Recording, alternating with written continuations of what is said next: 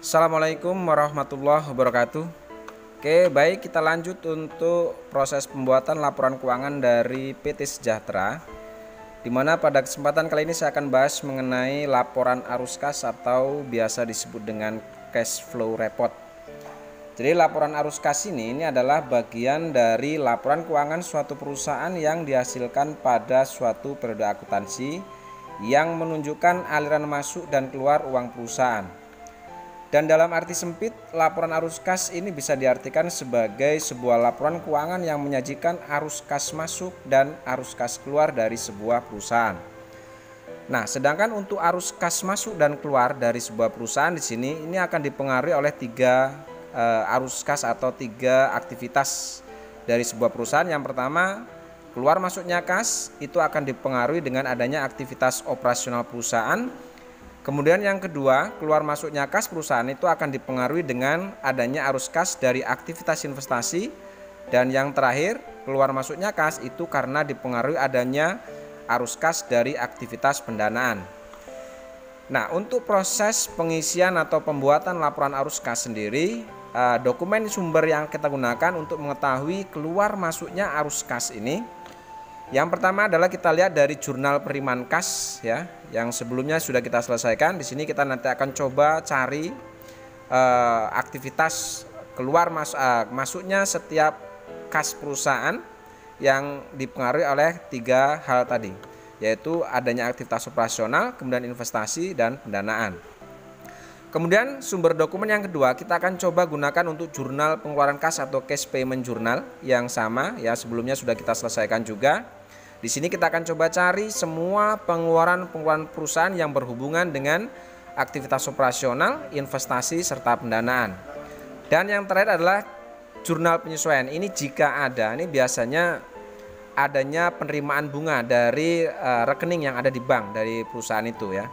Jadi jurnal penyesuaian ini biasanya adalah adanya penerimaan bunga yang kita dapat dari adanya simpanan uang yang ada di bank. Oke, baiklah, kita mulai untuk proses pembuatan laporan arus kas.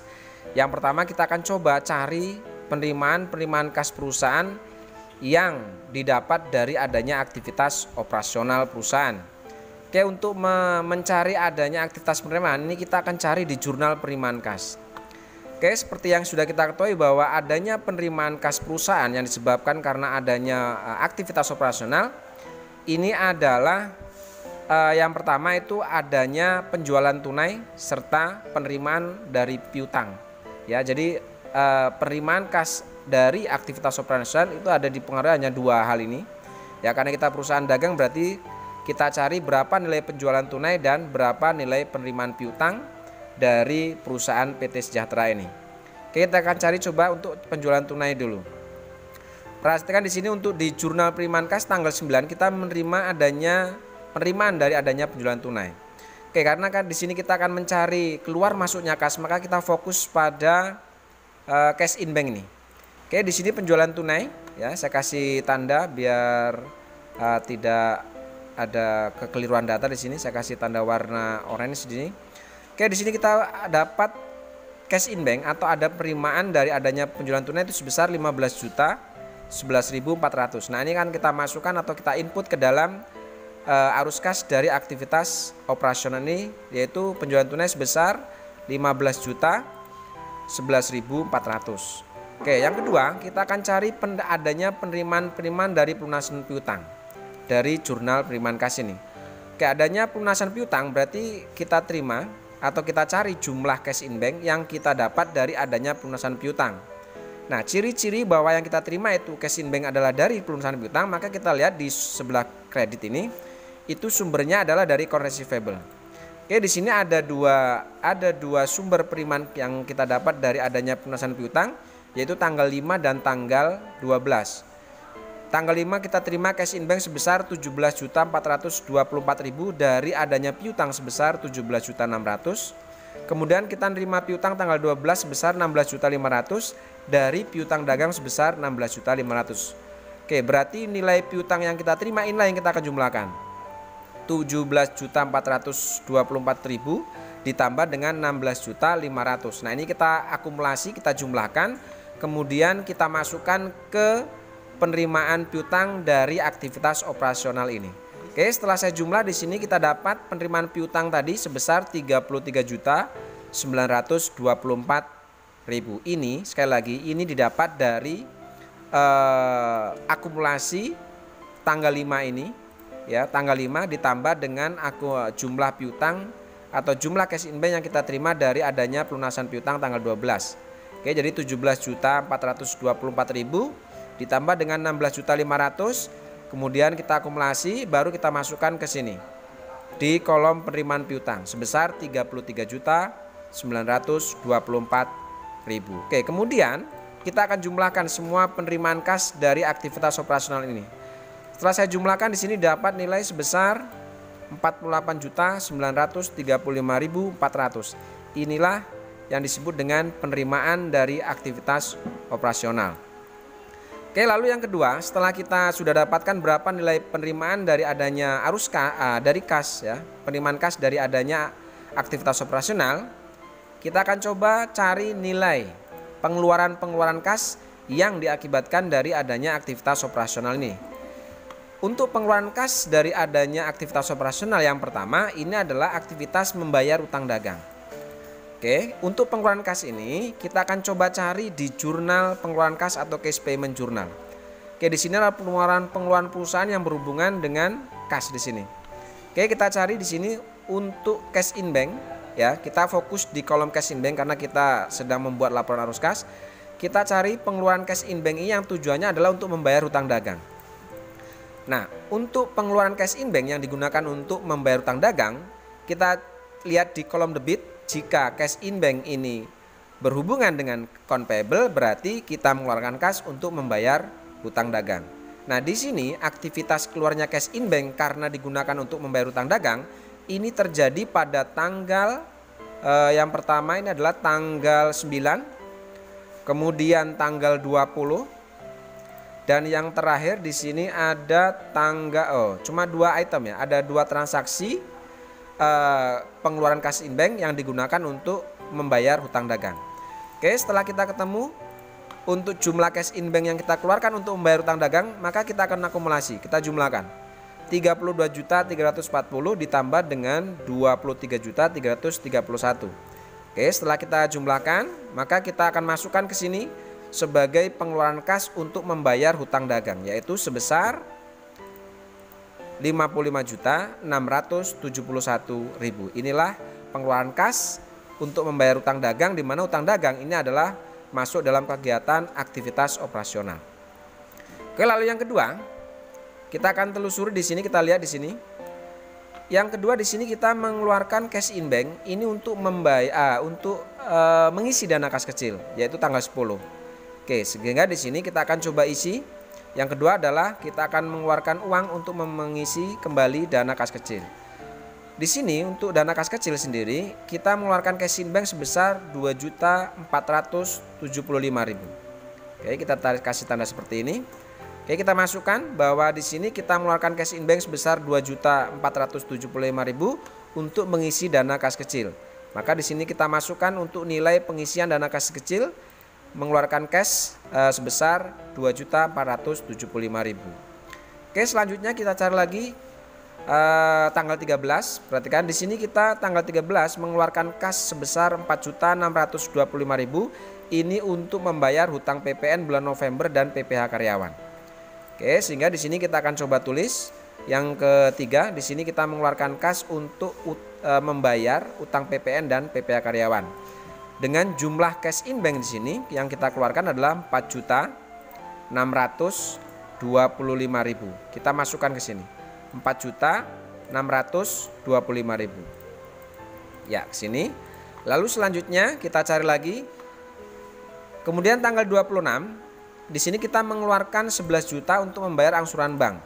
Oke, di mana untuk angsuran bank sendiri ini adalah bukan aktivitas perusahaan atau bukan mengeluarkan kas untuk yang disebabkan dari aktivitas operasional, maka untuk angsuran bank ini nanti kita keluarkan di arus kas yang berhubungan dengan pendanaan, sehingga ini tidak kita masukkan di dalam keluarnya kas yang diakibatkan dari aktivitas operasional. Oke, kita lanjut tanggal 30. Oke, di sini tanggal 30 kita membayar gaji karyawan sebesar 12.633.800. Nah, membayar gaji karyawan ini masuk dalam kategori pengeluaran kas yang disebabkan dari akibat arus kas dari aktivitas operasional. Sehingga ini bisa kita masukkan untuk yang tanggal 30 membayar gaji karyawan ini. Oke, kita masukkan ke sini sebagai pengeluaran kas yang disebabkan dari adanya aktivitas operasional membayar gaji karyawan. Oke, di sini sejumlah 12.633.800. Kita masukkan jumlahnya ke sini. Oke, selanjutnya di sini tanggal 30 kembali. Di sini kita membayar utang kartu kredit yaitu sebesar 4.200.000. Ini pun sama, kita bisa gunakan atau kita bisa catat sebagai pengeluaran kas yang disebabkan oleh aktivitas operasional. Kita masukkan yaitu sebesar 4.200.000. Kita masukkan ke sini sebagai pengeluaran kas untuk membayar utang kartu kredit yaitu sebesar 4.200.000. Oke, kita masukkan 4.200.000 sini. Oke, saya rasa untuk pengeluaran kas yang disebabkan adanya aktivitas operasional di sini sudah tidak ada lagi. Nah, jika sudah tidak ada lagi, maka kita akan coba jumlah berapa nilai pengeluaran kas yang disebabkan karena adanya aktivitas operasional ini. Kita jumlahkan 55.671 ditambah 2.475.000 ditambah 4.625.000 dan seterusnya ini. Oke, setelah saya jumlah di sini ketemulah nilai pengeluaran sebesar 79.604.800. Oke, lalu selanjutnya setelah kita sudah dapatkan berapa nilai penerimaan kas dari aktivitas operasional dan pengeluaran kas dari aktivitas operasional, maka penerimaan ini akan dikurangi dengan nilai pengeluaran. Oke, sehingga di sini karena pengeluaran otomatis mengurangi nilai penerimaan, maka di sini saya kasih dalam kurung sebagai tanda bahwa nilai pengeluaran ini akan mengurangi nilai pendapatan. Oke, setelah saya jumlah di sini didapatkan untuk nilai penerimaan di sini min 30.669.400. Oke, di sini min karena nilai penerimaan itu lebih kecil dari nilai pengeluaran kas kita. Sehingga di sini untuk arus kas dari aktivitas operasional totalnya di sini adalah min 30.669.400 rupiah. Seperti itu untuk arus kas dari aktivitas operasional. Oke, selanjutnya kita akan coba telusuri arus kas dari aktivitas investasi. Sama halnya dengan arus kas dari aktivitas operasional, setiap aktivitas tentu ada namanya penerimaan dan pengeluaran. Kita akan coba cari dulu nilai penerimaan yang disebabkan karena adanya arus kas dari aktivitas investasi. Oke, karena penerimaan kita akan cari di jurnal penerimaan kas. Oke, di sini untuk jurnal penerimaan kas atau cash receipt journal tercatat hanya ada satu transaksi yang berhubungan dengan penerimaan kas yang disebabkan adanya aktivitas investasi, yaitu penjualan kendaraan di sini. Oke, di sini untuk tanggal 11 ada transaksi penjualan kendaraan perusahaan sebesar 49 juta yang kita terima cash in bank. Oke, 49 juta. Sehingga untuk penerimaan ini akan kita catatkan di jurnal di laporan arus kas sebagai penerimaan dari aktivitas investasi yaitu sebesar 49 juta. Yaitu di sini keterangannya adalah penjualan kendaraan. Oke, selanjutnya di sini untuk penerimaan kas yang berhubungan dengan aktivitas investasi ini sudah tidak ada lagi, artinya hanya ada satu transaksi yang berhubungan dengan arus kas dari aktivitas investasi. Oke, selanjutnya setelah penerimaan sudah kita dapat, maka kita akan coba cari pengeluarannya. Oke, untuk pengeluaran yang disebabkan adanya aktivitas investasi, kita lihat di jurnal pengeluaran kas. Di jurnal pengeluaran kas, di sini menyisakan hanya satu transaksi yang belum kita catat, yaitu angsuran bank. Seperti yang saya sebutkan di awal bahwa angsuran bank ini masuk dalam kategori aktivitas kas yang berhubungan dengan aktivitas pendanaan. Berarti ini pun tidak berpengaruh terhadap atau tidak mempengaruhi terhadap arus kas dari aktivitas investasi. Sehingga untuk pengeluaran sendiri dari arus kas investasi ini bisa dikatakan nol, tidak ada aktivitas. Nah, lalu kita jumlahkan berapa nilai penerimaan dikurangi dengan pengeluaran yang disebabkan adanya arus kas dari aktivitas investasi. Oke, karena di sini hanya penerimaan, otomatis penerimaan ini akan menjadi jumlah. Oke, akan menjadi jumlah atau nilai. dari arus kas aktivitas investasi ini. 49 juta otomatis akan turun ke bawah. Kemudian setelah itu kita akan coba cari arus kas dari aktivitas pendanaan. Ini pun sama, kita akan coba masukkan nilai penerimaannya berapa, kemudian nilai pengeluarannya berapa. Kita cari untuk nilai penerimaan dulu. Nah, untuk penerimaan yang diakibatkan dari adanya aktivitas pendanaan ini biasanya berhubungan dengan adanya penerimaan bunga penerimaan bunga atas uang kita yang ada di bank. Nah, penerimaan ini seperti yang kita ingat bahwa di PT Sejahtera ini ada penerimaan bunga dari adanya rekening giro kita yang dikasih, itu ada di jurnal penyesuaian. Di situ kita menerima bunga atau menerima pendapatan sebesar 6.500.000, kemudian adanya potongan administrasi bank sebesar 230.000, sehingga jumlah kas in bank yang kita terima pada saat itu sebesar 6.270.000. Inilah yang kita anggap sebagai pendapatan bunganya, ya, yaitu sebesar 6.270.000. Ini kita masukkan ke laporan arus kas sebagai penerimaan dari kas yang disebabkan adanya aktivitas pendanaan. Kita masukkan di sini sebagai pendapatan bunga, yaitu sebesar 6.270.000. Oke, yang selanjutnya kita akan coba cari pengeluarannya. Untuk pengeluaran saya sebutkan di awal tadi bahwa untuk pengeluaran kas ini ada pengeluaran membayar hutang dagang. Oke, membayar angsuran bank di sini, yaitu sebesar 11 juta. Oke, 11 juta ini akan kita masukkan sebagai pengeluaran kas yang diakibatkan karena adanya arus kas dari aktivitas investasi. Kita masukkan di sini sebagai angsuran bank. Oke, nilainya itu sebesar 11 juta. Oke, lalu kita hitung nilai arus kas dari aktivitas pendanaan ini. Pendapatan bunga sebesar 6.270.000 dikurangi dengan angsuran bulanan sebesar 11 juta. Sehingga di sini ketemulah min 4.730.000. Inilah yang disebut dengan total dari arus kas aktivitas pendanaan. Oke, lalu kemudian kita akan jumlahkan total arus kas aktivitas operasional ini ditambah dengan total dari kas aktivitas investasi ditambah dengan total dari arus kas yang disebabkan adanya aktivitas pendanaan. Oke, setelah saya total di sini min 30.669.400 ditambah dengan 49 juta ditambah dengan min 4.730.000, sehingga di sini ketemulah nilai sebesar 13.600.600 rupiah. Inilah yang disebut dengan kenaikan kas bersih dari perusahaan. Oke, setelah kita tahu berapa nilai kenaikan kas bersih dari perusahaan, maka selanjutnya kita akan coba masukkan saldo kas pada awal periode atau kas yang setara dengan kas awal periode. Ini kita bisa lihat dari saldo kas pada awal periode. Di sini kita tahu bahwa arus saldo kas awal periode itu sebesar 182.811.550. Ini kita masukkan sebagai kas yang setara pada awal periode. Oke, selanjutnya setelah kita masukkan saldo kas yang setara dengan kas awal periode, kita akan jumlahkan. Kenaikan kas ini ditambah dengan saldo kas pada awal periode. Oke, setelah saya jumlahkan di sini ketemu nilai sebesar 196.412.150 rupiah. Inilah yang disebut dengan kas yang setara dengan kas akhir periode, atau ini harus sama dengan nilai saldo kas pada akhir periode. Ini bisa kita lihat di sini. Kita cek di laporan neraca lajur.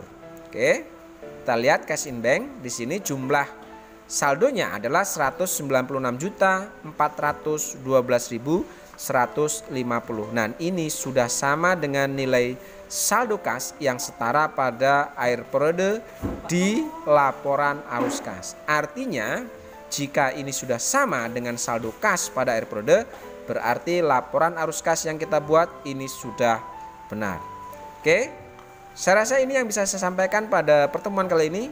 Untuk pertemuan selanjutnya kita akan bahas mengenai laporan atau jurnal penutup atau laporan keuangan yang berhubungan dengan jurnal penutup. Saya rasa cukup dari saya. Terima kasih. Assalamualaikum warahmatullahi wabarakatuh.